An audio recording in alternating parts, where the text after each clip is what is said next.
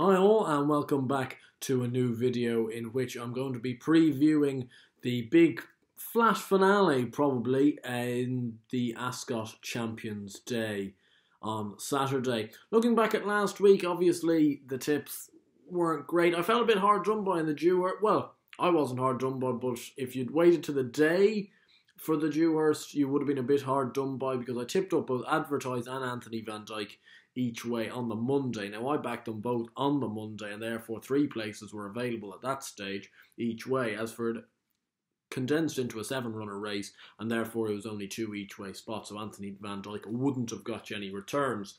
But that being said, I tipped him up at 9-1 at the start of the week. He ended up going up 3-1, obviously because 10 sovereigns came out, which aided our cause. The race itself, too darn hot, was far too good, and geez, I wasn't sure whether to back at evens. I ended up not going for it, kind of sort of as a bit of a watching brief, but I've been briefed now, and I probably will be backing next time. He does look an absolute machine. The Cesarewitch, I got caught up in Mullins bingo, and I picked 2 Mullins horses, and of course 2 other Mullins horses. Fight out to finish. Our 2, Limini and Whiskey Sour, were both very poor actually, and not very good at all. And it was a good performance from Low Sun and Uradel, obviously going very close. But we're just going to quickly run through the 6 races of Champions Day. Some I have more kind of vested interest than others. Some of them I'm kind of a bit just see how it goes really, and that's the case in the 125, which is actually a really irritating little race because it's only got 7 declared runners, so it's not really an each way race, to be honest, considering Stradivarius is your odds-on favourite and Flag of Honour is 2-1. It seems to be between the 2 of them. But that being said, I wouldn't be taking odds-on on Stradivarius at this time of the season with the season he's had. He's been through a lot, obviously won the £1 million bonus, and I just don't know. I know it's a Group 2. On paper, he should be winning it, and if he's fresh and well, he will. But it's just at the end of a very hard season for him. And sometimes you see horses slip up in this race. Flag of Honour is a progressive sort. Obviously won the Irish Ledger last time out, having won a Ledger trial before that. Going up to 2 miles for the first time, I think. Looks like it could suit, and you'd think he's got a very good chance. But personally, for me, I'm going to side with Thomas Hobson at 9-1. I will say each way, even though it's only the 2 places. Andrea Azzini in the saddle. Obviously, you would have preferred to have Ryan Moore, but he's off on Flag of Honour. And Thomas Hobson will appreciate the juice in the ground that they're going to get now with the weather turning the way it is. He's really a kind of a hurdler, and therefore just does enjoy that bit more given the ground. He was very impressive in the Doncaster Cup last time out, beating Max Dynamite. Held on to. He needs to be held on to till very late, and hopefully Azzini can produce something of a little bit of a minor miracle to get in the front 2 ahead of those 2. Moving on to the 2 o'clock, which is the 6 furlong sprint. And I'm going to take a bit of a controversial view here. Well, I don't know whether it's controversial or not, but I'm going to give one last go on Harry Angel. And the reason I say it is, I know the ground probably isn't ideal for him, but Harry Angel at 6-1, I don't care what his last couple of runs have been like, is just overpriced. Because on his day, Harry Angel is a better horse than the Tin Man, especially when he's got things right, but he's just become a bit fractious in the stalls. He's going off too quick. Ground against him, all this. But 6-1, I'm prepared to give him one last go. And just considering I tipped him up, was it last week? It could well have been last week. Yeah, last Friday, I think. Is Lamato at 14-1. Won superbly at Newmarket. And at just for 14-1, I don't think it's a bad shout to give just a little squeak of an each-way shout. In the 240, I think it's the big mares race over a mile 4. Latidar looks a very good proposition for Galston, and Galston could tear through this card potentially. And Latidar, I'd stay away at 5-4 and just see if it wins, to be honest. Anything in the race, I would give a little snip to Hydrangea at 9-1 each way for Aidan O'Brien. She won this race last year. I think these days she actually wants a trip. Her 3 runs this year have been poor, but possibly on ground she doesn't like.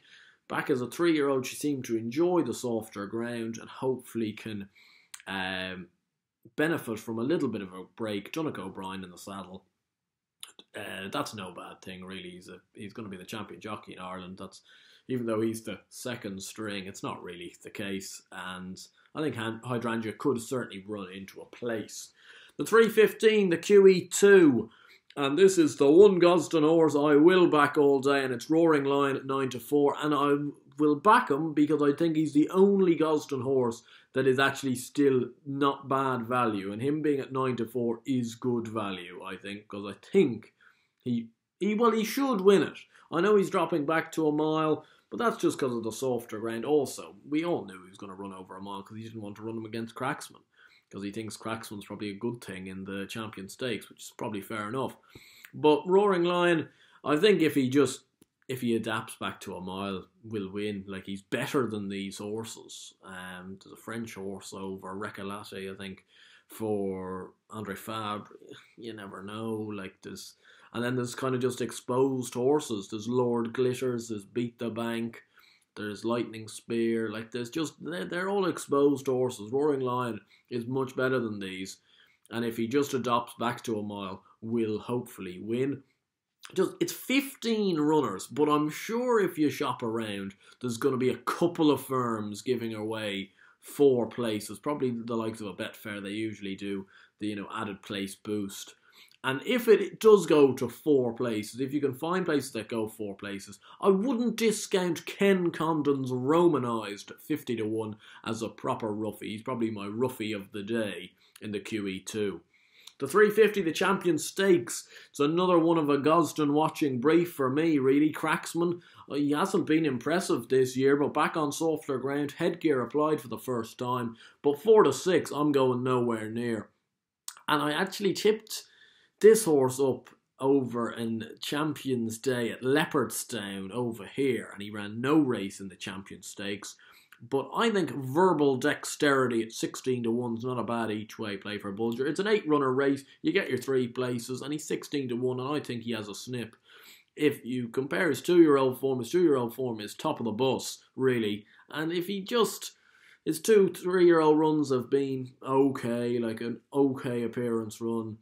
Shaped all right in the Irish Champion Stakes. Hopefully he can come on a little bit more for that and perhaps sneak into a place.